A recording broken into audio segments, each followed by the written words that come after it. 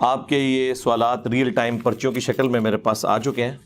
انہیں میں بعد میں ڈسکس کروں گا. پہلے ایک کرنٹ افیئر کے طور پر ایک ایشو میں ڈسکس کرنے جا رہا ہوں، اور وہ ہمارے استاد مفتی اکمل صاحب سے ریلیٹڈ ہے، حفظہ اللہ تعالی. استاد میں اس لیے کہہ رہا ہوں کہ 1996 میں واہ کینٹ میں دعوت اسلامی کے زیر اہتمام جو اجتماعی اعتکاف ہوا تھا، آلموسٹ 500+ اس ٹائم لوگ اس میں ہوتے تھے، بہت بڑی مسجد میں. تو اس میں ہم نے بھی ان کے ساتھ اعتکاف کیا تھا. وہ اعتکاف کروایا کرتے تھے، اس میں درس و بیان کا سلسلہ ہوتا تھا. تو اس اعتبار سے ان سے ایک عقیدت اس وقت سے تھی. اس وقت تو خیر وہ بھی آپ سمجھ لیں درس نظامی میں انہوں نے ابھی داخلہ بھی شاید نہیں لیا تھا. اور بعد میں پھر ایک 99 میں ملاقات ہوئی، ایگزیکٹ اس رات جس رات وہ پاکستان فائنل ہارا تھا ورلڈ کپ کا آسٹریلیا سے، آخری رات تھی. اس کے بعد پھر ان سے ملاقات نہیں ہوئی. پھر جب QTV شروع ہوا تو وہ اس پہ چلے گئے. تو مجھے پتا تھا کہ ان کی جتنی سپیکنگ پاور ہے وہ میڈیا میں سروائیو کریں گے. اور دیکھ لیں ماشاءاللہ آج 21-22 سال ہو گئے ہیں بیٹھے ہوئے میڈیا میں. تو اسی ربیع الاول شریف کے اندر 1444 ہجری میں ان کا ایک ویڈیو کلپ اگلے دن ایک بھائی نے چلایا. تو بائی چانس میں سن رہا تھا، میں نے دیکھا نہیں، آواز پہچان لی. تو اس میں انہوں نے ایک جملہ بولا، یہ جو مروجہ ربیع الاول کو منانے کا جو ایک اختلاف چل رہا ہے، اس کے اوپر ڈسکشن کرتے ہوئے وہ دلائل دے رہے تھے. اور اس میں آپ سمجھ لیں کچھ جذبات کی رو میں وہ بہہ گئے. آیت انہوں نے سورہ یونس سے کوٹ کی، اعوذ باللہ من الشیطان الرجیم، بسم اللہ الرحمن الرحیم، قل بفضل اللہ وبرحمتہ فبذلک فلیفرحوا هو خیر مما یجمعون. اے نبی ان سے فرماؤ کہ اللہ کے فضل اور رحمت کے ملنے کے اوپر چاہیے کہ خوب خوشیاں منائیں، یہ اس سے بہتر ہے جو دنیا کا انہوں نے متاع جوڑ رکھا ہے. اور اس کانٹیکسٹ میں انہوں نے نبی الاسلام کا ذکر خیر کیا. یقیناً آپ سے بڑی تو کوئی نعمت ہی نہیں اس امت کے لیے. اور پھر اس کانٹیکسٹ میں انہوں نے بات کرتے ہوئے کہا کہ نبی الاسلام کی پیدائش کی خوشی جو ہے وہ بدرجہ اولا منانی چاہیے. اور ساتھ انہوں نے ایک جملہ بولا کہ رسول اللہ کے قدموں سے ہمیں قرآن ملا ہے. آپ ذرا الفاظ پہ ذرا غور کریں. یہ کوئی علماء والے الفاظ نہیں ہیں کہ آپ اس کی کوئی تعویل کر لیں کہ قدموں سے مراد وہ لے رہے تھے کہ ان کے نقش قدم پہ چل کے ہم وہاں تک پہنچے. وہ چونکہ میں بریلوی مکتب پہ میں نے ایک وقت گزارا ہے، ان کا ایک خاص مزاج ہے. ایک چیز کو جب انہوں نے بہت اوپر کرنا ہوتا ہے، اس کے مقابلے میں دوسرے کو کم تر شو کرنا ہوتا ہے، تو وہ اس قسم کی اینالوجیز بناتے ہیں اور کہتے ہیں ہمیں تو رسول اللہ کے قدموں سے قرآن ملا ہے. نعوذ باللہ. آج کل علم حاصل کرنے کا سب سے پاورفل ذریعہ ہے سوشل میڈیا، اور وہاں پہ ہر طرح کا جاہل ترین آدمی بیٹھا ہوا ہے، اس کو استنجا کرنا آتا نہیں ہے، اور وہ وہاں بیٹھا ہوا قرآن حدیث کے دلائل دے رہا ہے. اور پھر وہ الٹے سیدھے دلائل پڑھنے کے بعد تو اور انسان کا ذہن گڑبڑ ہو جاتا ہے. سب سے بڑا اللہ کا فضل، سب سے بڑی اللہ کی رحمت کہ ہمارے سرکار کے قدموں سے ہمیں قرآن ملا ہے، کہ ہمارے سرکار کے قدموں سے ہمیں قرآن ملا ہے، کہ ہمارے سرکار کے قدموں سے ہمیں قرآن ملا ہے. شاید وہ یہ کہنا چاہ رہے ہوں کہ رسول اللہ کے وسیلے سے قرآن ملا، تو بالکل درست ہے. یہ جو انہوں نے الفاظ کا استعمال کیا نا، تو میں کانپ اٹھا کہ چلیں اس وقت تو ریکارڈنگ ہو گئی. اتنی سینسٹیو ریکارڈنگ آپ چلا دیتے ہیں، اس کے بعد اپلوڈ کر دیتے ہیں، اس کے بعد اس کے جو نتائج پھر بھگتنے پڑتے ہیں نا، وہ بڑے خطرناک ہوتے ہیں. اس سے لوگ بڑے عجیب و غریب عقائد اخذ کرتے ہیں جو اسٹیبلش ہیں غلوف کے درجے کے اندر. اور پھر وہ ساتھ نبی الاسلام کا ذکر خیر کیا کہ اللہ تعالیٰ کا تعارف بھی ہمیں نبی الاسلام کی وجہ سے ہوا، بلکہ انہوں نے کہا ہم اللہ کو تو مانتے اس لیے ہیں کہ وہ نبی الاسلام کا رب. ظاہر ہے یہ ایک کہانی ایک گھڑی ہوئی. کیا رسول اللہ کی دنیا میں تشریف آوری سے پہلے اللہ تعالیٰ ایگزسٹ نہیں کرتا تھا؟ اس کے ماننے والے نہیں تھے کیا؟ یہ شیخ احمد سرہندی، جسے یہ لوگ مجدد الافسانی کہتے ہیں، المتوفا 1034 ہجری، ان کا یہ ایک جملہ ہے جو زبان زد عام ہے، جس کا نہ قرآن و سنت سے کوئی لینا دینا ہے اور نہ یہ دین کی تعلیمات میں کسی اعتبار سے فٹ بیٹھتا ہے، بلکہ دین کی تعلیمات بالکل اس کے برعکس ہیں۔ اللہ تعالیٰ تو اس احسان کو اپنی طرف منسوب کرتا ہے، لَقَدْ مَنَّ اللَّهُ عَلَى الْمُؤْمِنِينَ إِذْ بَعَثَ فِيهِمْ رَسُولًا، یہ اللہ کا احسان ہے کہ اس نے رسول بھیجا۔ یہ لوگ کہتے ہیں یہ رسول کا احسان ہے کہ اس نے اللہ کا تعارف کروایا۔ اللہ تعالیٰ کیا فرما رہا ہے؟ یہ اللہ کا احسان ہے کہ اس نے رسول بھیجا انہی میں سے، من انفسہم یتلو علیہم آیاتہ ویزکیہم ویعلمہم الکتاب والحکمہ، جو ان پہ اللہ کی آیات تلاوت کرتے ہیں، ان کا تزکیہ کرتے ہیں، انہیں کتاب و حکمت سکھاتے ہیں، اور اس سے پہلے یہ لوگ کھلی گمراہی میں تھے۔ تو اللہ تعالیٰ تو یہ ڈاکٹرن پیش کر رہا ہے کہ اللہ کا احسان ہے مومنین میں آنا، اور پھر اس پہ تر رہا یہ کہ نبی علیہ السلام خود اس کی ایکسپلینیشن کیا کر رہے ہیں۔ جامعہ ترمذی میں حدیث ہے، المستدرک للحاکم کے اندر یہ حدیث موجود ہے، امام حاکم نے اسے صحیح کہا، امام ذہبی نے موافقت کی، شیخ زبیر علی زئی صاحب نے مشکات المصابیح کی تحکیم میں اس حدیث کو صحیح کہا کہ اللہ کے محبوب صلی اللہ علیہ وآلہ وسلم نے فرمایا کہ اللہ سے محبت کرو کہ اس نے تمہیں نعمتوں سے نوازا ہے، اور مجھ سے اس لیے محبت کرو کہ میں اللہ کا رسول ہوں، اور میرے اہل البیت سے اس لیے محبت کرو کہ ان کی نسبت میرے ساتھ ہے۔ صلو علی محمد وآل محمد، اللہم صلی علی محمد وعلی آل محمد۔ یعنی نبی علیہ السلام چین کیا جوڑ رہے ہیں کہ آپ نے اللہ کی نسبت سے معاملات کو لے کے چلنا ہے، یہ الٹ چلتے ہیں۔ اس کو سپورٹیو وہ سیدنا ابو بکر کا قول ہے صحیح بخاری میں، اور امام بخاری نے سیدنا حسن و حسین کے چیپٹر میں ڈالا ہے رضی اللہ عنہما وعلیہم السلام، کہ محمد کے قرب کو آل محمد کے قرب میں تلاش کرو۔ یہ یعنی اس کو سپورٹیو ایک چیز ہو جاتی ہے اس حوالے سے، الحمدللہ۔ تو اللہ کے محبوب صلی اللہ علیہ وآلہ وسلم کی یہ تربیت پھر آگے ٹریول ہوئی ہے۔ صحیح بخاری میں ایک چیپٹر ہے کتاب الاعتصام بالکتاب والسنہ، کتاب و سنت کو مضبوطی سے پکڑنا۔ وہ چیپٹر آپ کھولیں بالکل اینڈ میں جا کے آتا ہے۔ اس چیپٹر کی دوسری حدیث ہی یہی ہے کہ جب سیدنا ابوبکر کو خلیفہ چنا گیا تو اس سے اگلے دن حضرت ابوبکر صدیق رضی اللہ تعالیٰ عنہ نے صحابہ کرام سے ایک پبلک گیدرنگ کے اندر ایڈریس کیا۔ صحیح بخاری کے الفاظ ہیں کہ حضرت ابوبکر کے ممبر پہ چڑھنے سے پہلے سیدنا عمر ممبر پر آئے، ظاہر وہ ایک سمجھ لیں نقیب محفل کے طور پر، اور انہوں نے چند ایک جملے بولے۔ وہ آپ کو رسول اللہ کی تربیت صلی اللہ علیہ وآلہ وسلم اور خلفائے راشدین کا عقیدہ، ظاہر ہے سیدنا ابوبکر کی موجودگی میں اگر حضرت عمر یہ خطبہ دے رہے ہیں اور مولا علی علیہ السلام بھی موجود ہیں، سیدنا عثمان بھی موجود ہیں رضی اللہ عنہم اجمعین وعلیہم السلام اجمعین، تو سب کی موجودگی میں حضرت عمر نے خطبہ دیا، اور انہوں نے کہا، ظاہر ہے صحابہ کا غم تازہ تھا، انہوں نے کہا کہ اللہ تعالیٰ نے اپنے نبی علیہ السلام کے لیے وہ چیز پسند فرمائی جو اس نے اپنے پاس رکھی ہے۔ ظاہر ہے کسی بھی انسان کے لیے سب سے بڑا قرب اللہ کی ذات ہو سکتی ہے، یقیناً رسول اللہ کا دنیا سے جانا یہ ہمارے لیے تو ایک غم کا باعث ہے، لیکن اللہ کے نبی علیہ السلام کے لیے تو ایک جنتوں کا دروازہ، اللہ کے قرب کا دروازہ کھل گیا۔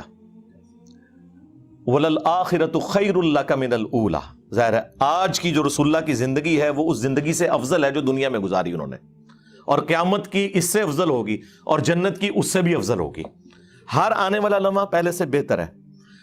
تو سیدنا عمر نے کہا کہ نبی علیہ السلام کے لیے اللہ نے وہ پسند کیا جو ان کے پاس ہے، یعنی اس غم کو وہ ختم کرنے کی کوشش کر رہے تھے۔ پھر انہوں نے کہا کہ تمہارے پاس یہ اللہ کی کتاب موجود ہے جس کے ذریعے اللہ نے تمہارے نبی کو ہدایت دی، تم اس کتاب کو پکڑو تو ہدایت پا جاؤ گے، یہ اللہ کی کتاب ہے۔ اب یہ پاکستان کا جو قانون ہے 295C، اس کی جو تشریح ہمارے چند سو کارڈ عاشقان رسول کرتے ہیں، اس میں تو یہ انتہائی گستاخانہ خطبہ ہے کہ رسول اللہ کو ہدایت قرآن کے ذریعے ملی، کیونکہ مفتی اکمل صاحب تو کہہ رہے ہیں کہ رسول اللہ کے قدموں سے قرآن ملا، اور سیدنا ابوبکر عمر عثمان و علی کا عقیدہ جو صحیح بخاری میں آیا وہ یہ ہے کہ رسول اللہ کو ہدایت ملی قرآن کے ذریعے، اور تم بھی قرآن کو پکڑو تو ہدایت پا جاؤ گے. اچھا اس ہدایت سے مراد نعوذ باللہ کوئی یہ نہ سمجھے کہ نبی علیہ السلام کوئی پہلے گمراہی پہ تھے، ایسا نہیں تھا. اعلیٰ درجے کی ہدایت جو قرآن میں بھی آیا وَوَجَدَكَ ضَالًّا فَهَدَىٰ. اے نبی ہم نے آپ کو اپنی محبت میں خود رفتہ پایا صلی اللہ علیہ وآلہ وسلم، تو آپ کو ہدایت کی اعلیٰ منزل کے اوپر پہنچا دیا. یہ اعلیٰ حضرت کا جو ترجمہ ہے میں اسی کو صحیح سمجھتا ہوں، یہ قرآن میں فٹ ان بیٹھتا ہے، کیونکہ قرآن میں بالکل واضح آیا مَا ضَلَّ صَاحِبُكُمْ وَمَا غَوَىٰ. تمہارے نبی نہ کبھی بہکے ہیں نہ کبھی بہرا چلے ہیں. تو یہ ضال کا جو ترجمہ بعض دیوبند اور وہابی یعنی اہل حدیث حضرات نے جذبات میں آ کے گمراہی اور بڑے عجیب و غریب الفاظ استعمال کیے، ضال کا ترجمہ یہ نبی علیہ السلام کے کیس میں نہیں بنتا. اور قرآن میں اس کی کئی ایک ایگزامپلس موجود ہیں. یوسف علیہ السلام کے بھائیوں نے اپنے باپ کا قرب حاصل کرنے کے لیے جو جملے بولے تھے سورہ یوسف میں کہ ہمارے والد جو ہے یوسف سے زیادہ محبت کرتے ہیں جبکہ ہم ایک مضبوط جماعت ہیں. ان ابانا لفی ضلال مبین. بے شک ہمارے ابا جان تو ان کی محبت میں ڈوب چکے ہیں. یہ تو نہیں کہہ رہے تھے کہ ابا جان ہمارے گمراہ ہیں، ظاہر ہے وہ پیغمبر تھے اور پیغمبر کے بیٹے تھے، وہ پیغمبر کے صحابی تھے، ان کے ماننے والے تھے، کوئی کافر تو نہیں تھے. اور آگے بھی چل کے جب یوسف علیہ السلام کی خوشبو انہیں آتی ہے تو اور وہ کہتے ہیں اگر تم مجھے یعنی میرے بارے میں کوئی غلط گمان نہ کرو تو مجھے تو یوسف کی خوشبو آ رہی ہے. تو وہاں پر بھی ان کے گھر والے کہتے ہیں آپ تو اپنی اسی پرانی محبت میں ہیں. اور ضلالک القدیم کے الفاظ ہیں، تو اس میں جو سعودی عرب سے قرآن شائع ہوا ہے نا وہابیوں کا، صلاح الدین یوسف صاحب کا، انہوں نے بھی حاشیے میں لکھا ہے کہ یہاں جو ہے اس سے مراد گمراہی نہیں ہے بلکہ محبت میں ڈوبنا ہے. تو لہٰذا یہ اب جھگڑا چھوڑ دیں. میرا خیال ہے چپ کر کے جو اعلیٰ حضرت نے ترجمہ کیا ہے نا اسی کو صحیح مانے، وہ فٹ ان بیٹھتا ہے. مولانا مودودی رحمہ اللہ نے بھی اور ایون ہمارے استاد ڈاکٹر اسراف صاحب رحمہ اللہ تعالیٰ وہ بھی اس کا ترجمہ اسی انداز میں کرتے تھے. نبی علیہ السلام کے لیے جب ضال کا لفظ آئے گا تو وہ وَلَضَّالِّينَ والا نہیں ہوگا، محبت میں، یعنی رسول اللہ کی محبت میں خود رفتہ تھے. ڈیٹم لیول کی ہدایت ایک پیغمبر کو پیدائش سے لے کر مبعوث ہونے تک ہوتی ہے، وہ اللہ کی حفاظت میں ہوتا ہے. ہاں اعلیٰ درجے کی ہدایت اسے اس وقت ملتی ہے جب اس پر وحی کا نزول ہوتا ہے اور اللہ تعالیٰ اسے مبعوث کرتا ہے. اس حوالے سے قرآن حکیم میں درجنوں آیات ہیں، لیکن 4 مقامات ایسے ہیں جو میں چاہ رہا ہوں کہ میں یہاں پر آپ کو ضرور اس حوالے سے بیان کر دوں تاکہ آپ کا عقیدہ درست ہو جائے کہ قرآن حکیم جو ہے وہ نبی علیہ السلام کی ہدایت کو بلند مرتبے تک بلکہ ایپیکس تک پہنچانے کا سبب بنا ہے. اور قرآن مخلوق نہیں ہے، یہ غیر مخلوق ہے، اللہ کی صفت ہے. نبی علیہ السلام تو اللہ کی مخلوق ہیں، لہٰذا نبی علیہ السلام بھی کبھی اس چیز کو پسند نہیں فرمائیں گے کہ کوئی شخص یہ جملہ بولے کہ میرے قدموں سے قرآن ملا ہے. ہاں میرے ذریعے سے ملا، بالکل درست ہے. اللہ اور مخلوق کے درمیان وسیلہ اور واسطہ وقت کا پیغمبر ہی ہوتا ہے، اس میں تو کوئی شک نہیں ہے. لیکن یہ الفاظ کا چناؤ یہ بڑا ڈینجرس معاملہ ہے. یعنی وہ پیغمبر جس کے بارے میں صحیح مسلم میں حدیث ہے کہ ایک صحابی نے خطبہ دیتے ہوئے کہہ دیا من یطع اللہ ورسولہ فقد رشد، جس نے اللہ اور اس کے رسول کی اطاعت کی وہ کامیاب ہو گیا. ومن یعصہما، اور جس نے ان دونوں کی نافرمانی کی فقد غوا، وہ بہک گیا. اور حضور غصے میں آگے فرمایا بئس الخطیب انت، کتنا برا خطیب ہے تو تجھے چاہیے تھا کہ تو کہتا ومن یعص اللہ ورسولہ فقد غوا. صحیح مسلم 2010 نمبر حدیث ہے یہ. اس نے نہیں آگے سے بریلویوں کی طرح کہا کہ یا رسول اللہ ہم آپ کو مستقل بذات نہیں مان رہے، غیر مستقل بذات مان رہے ہیں، آپ کا یہ معاملہ محدود مان رہے ہیں، ہم عطائی مان رہے ہیں. یہ اس زمانے میں یہ کہانیاں نہیں ہوتی تھی. اور ابو داؤد میں تو آگے بڑے سخت الفاظ ہیں. آپ نے فرمایا قم اذهب، اٹھ نکل جا ادھر سے. یہ وہ شخص کہہ رہا ہے وَإِنَّكَ لَعَلَىٰ خُلُقٍ عَظِيمٍ. لیکن توحید اتنا سینسٹیو ایشو ہے کہ امام الموحدین صلی اللہ علیہ وآلہ وسلم کی ٹالرنس زیرو ہے، زیرو ٹالرنس ہے.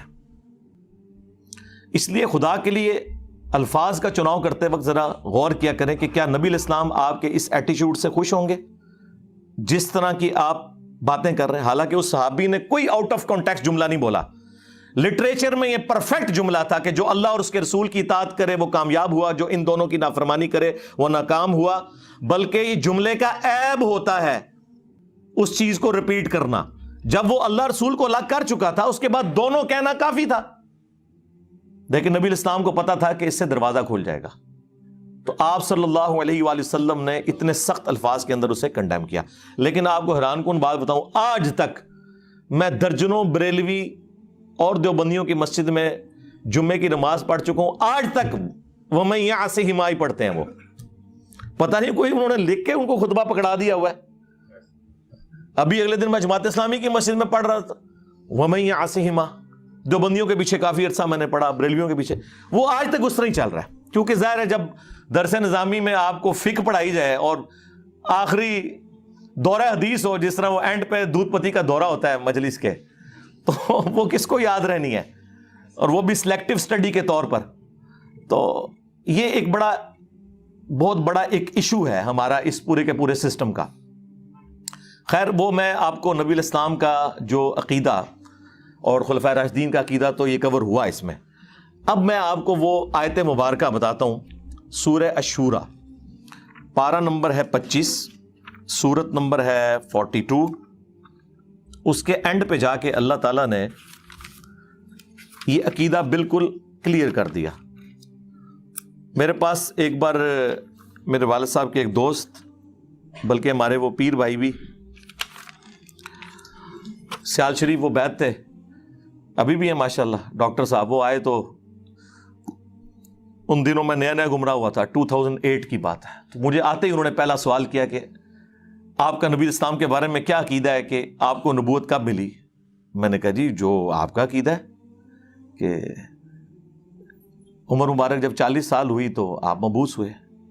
بہرحال نبی پیدائش سے لے کر اس وقت تک اللہ کا پیغمبر ہوتا ہے, وہ اللہ کی حفاظت میں ہوتا ہے. اور میں نے کہا یہ اعلیٰ حضرت نے بھی یہی لکھا ہوا ہے. کہتے ہیں کدھر لکھا ہے؟ میں نے کہا یہ کنز الایمان شریف میں نے اتار لیا, اور میں نے کہا یہ سورہ الشورى میں پڑھنے لگا ہوں, جو اس سے عقیدہ بنتا ہے اعلیٰ حضرت کا ترجمہ پڑھوں گا, آپ مجھے بتا دیں کہ میں اس کے علاوہ کوئی اور عقیدہ رکھ سکتا ہوں.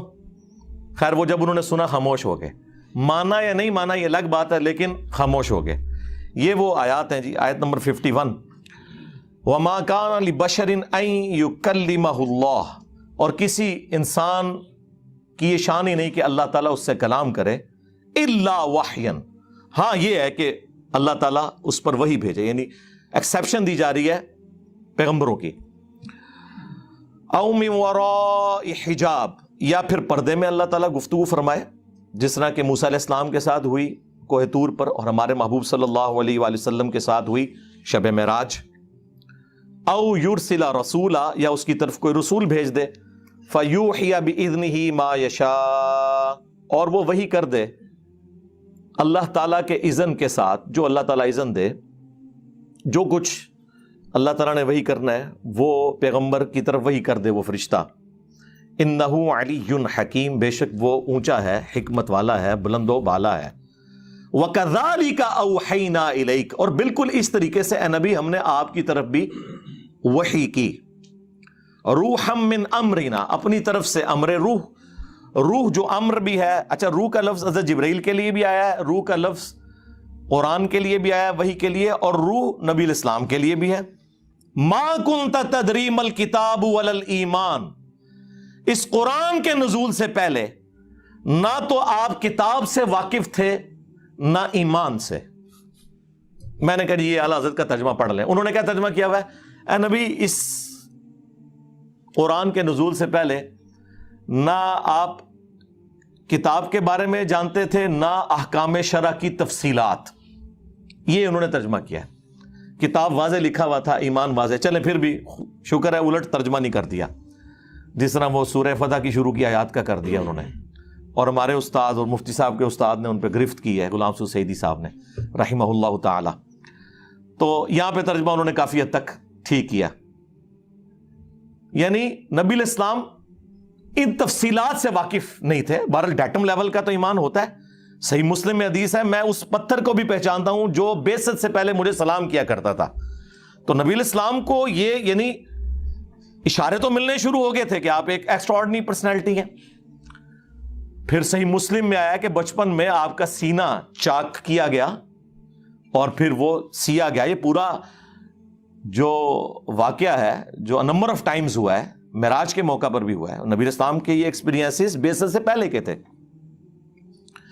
وَلَكِنْ جَعَلْنَاهُ نُورًا نَهْدِي بِهِ مَن نَّشَاءُ مِنْ عِبَادِنَا بلکہ ہم نے اس قرآن کو نور اور ہدایت بنا دیا ہے.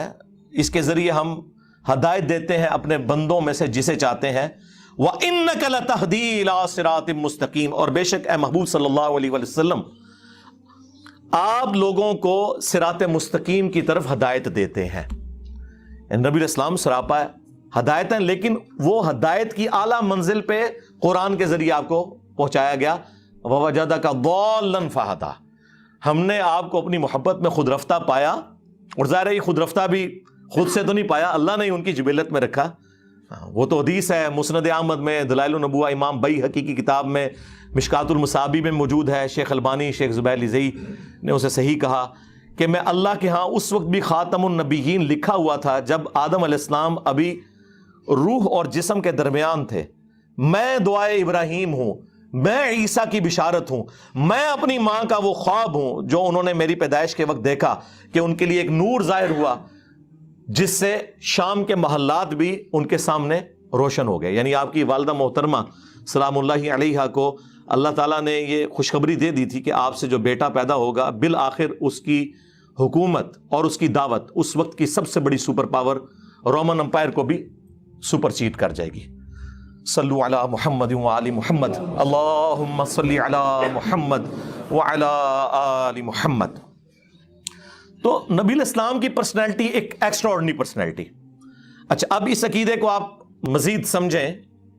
سورہ یونس کی وہ آیات, آیت نمبر 15 وَإِذَا تُتْلَى عَلَيْهِمْ آيَاتُنَا بَيِّنَاتٍ اور جب ان پر تلاوت کی جاتی ہیں ہماری روشن آیات.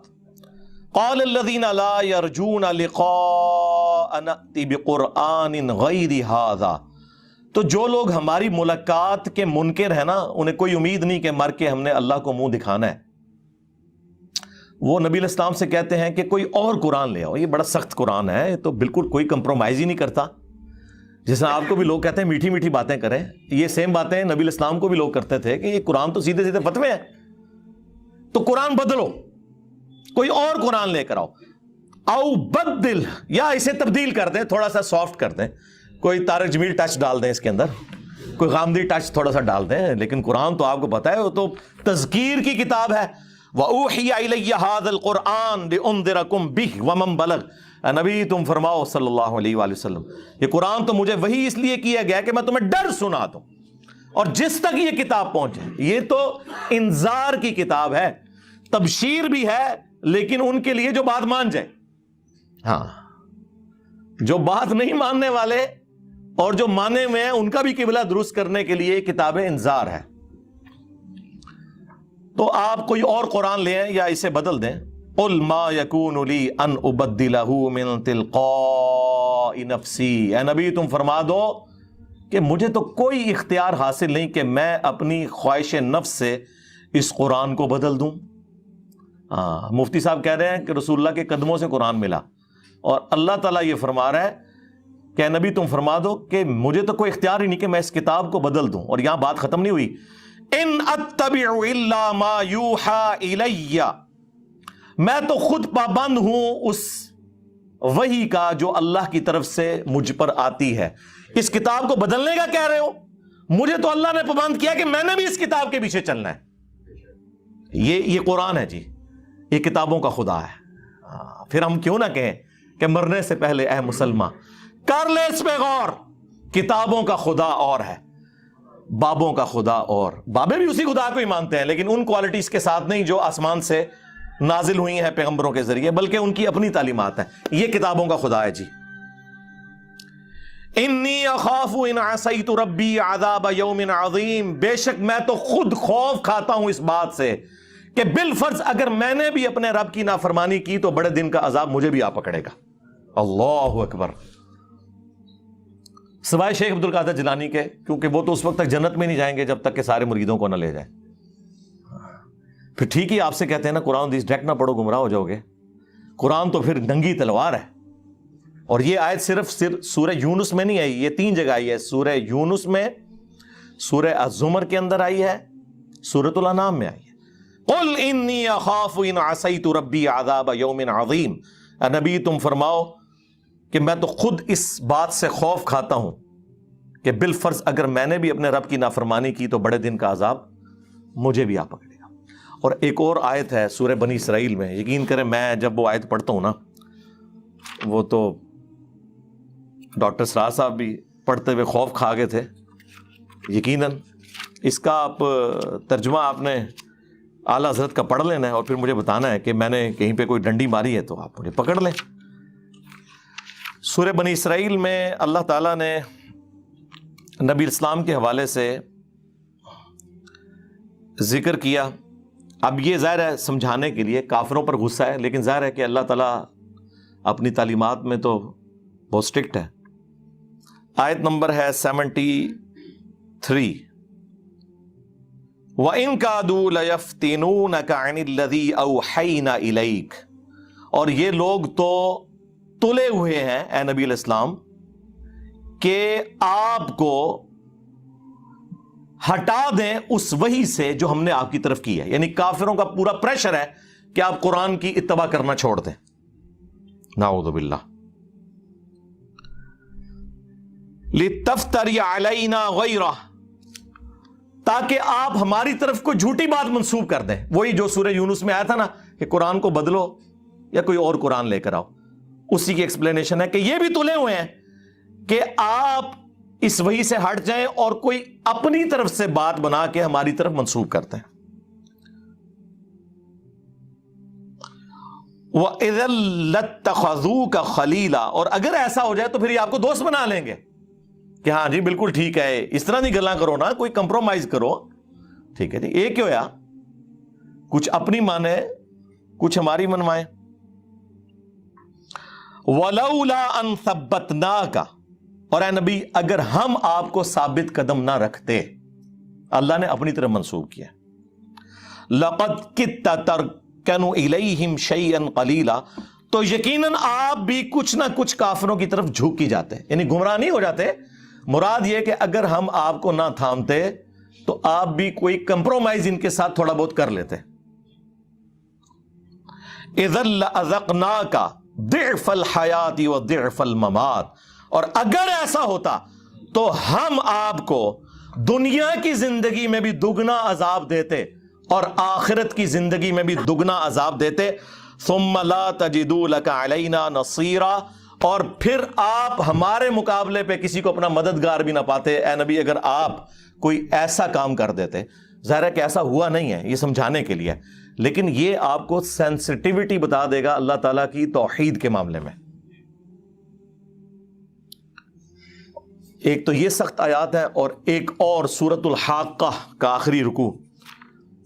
میں نے جب پہلی بار پڑھا تھا تو میں ہل گیا تھا کہ یار دیکھیں یہ بھی تو قرآن میں آیات تھی نا, اور ان آیات کی تلاوت, وہ بارِ شریعت میں لکھا ہوا ہے کہ اس قسم کی جو آیات ہے نا ان کی صرف تلاوت کی جائے گی, ان کا ترجمہ یا تفسیر یا درس و بیان کرنا حرام ہے.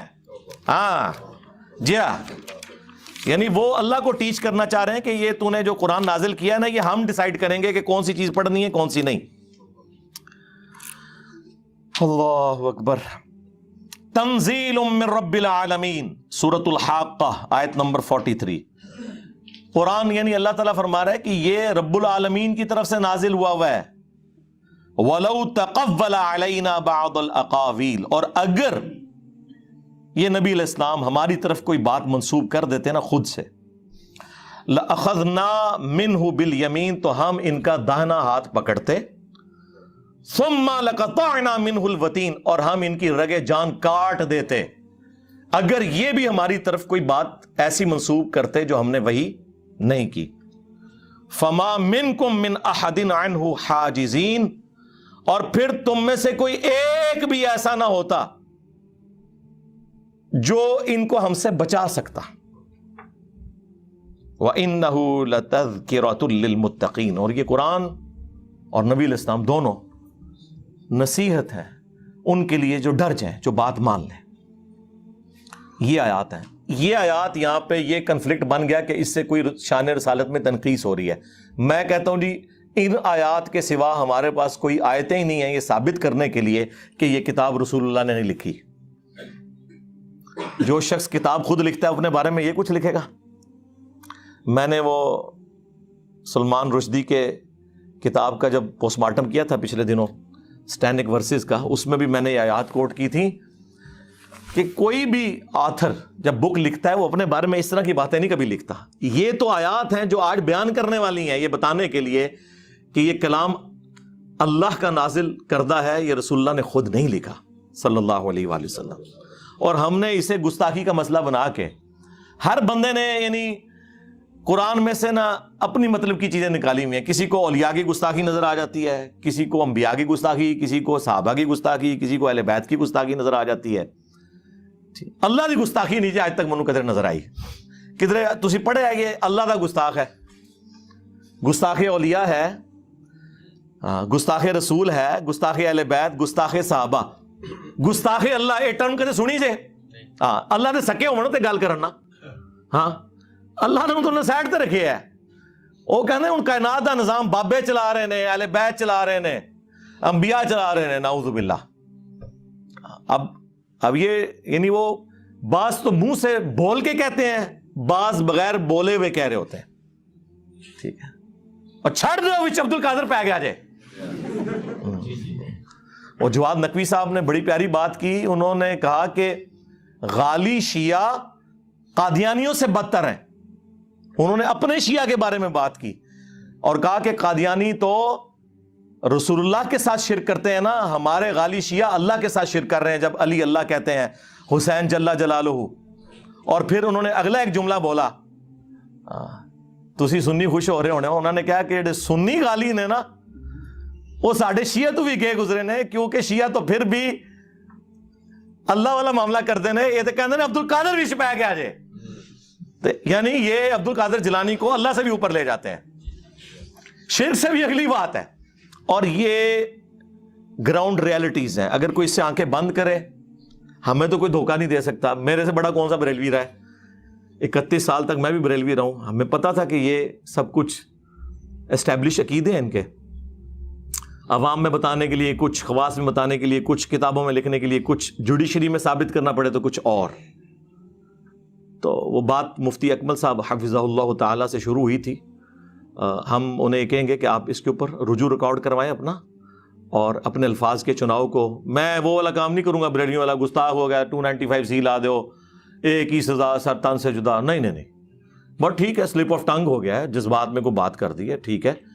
ہم علمی طریقے سے اپنا مقدمہ آپ کے سامنے رکھیں گے, آپ کی عوام کے سامنے رکھیں گے, ٹھیک ہے.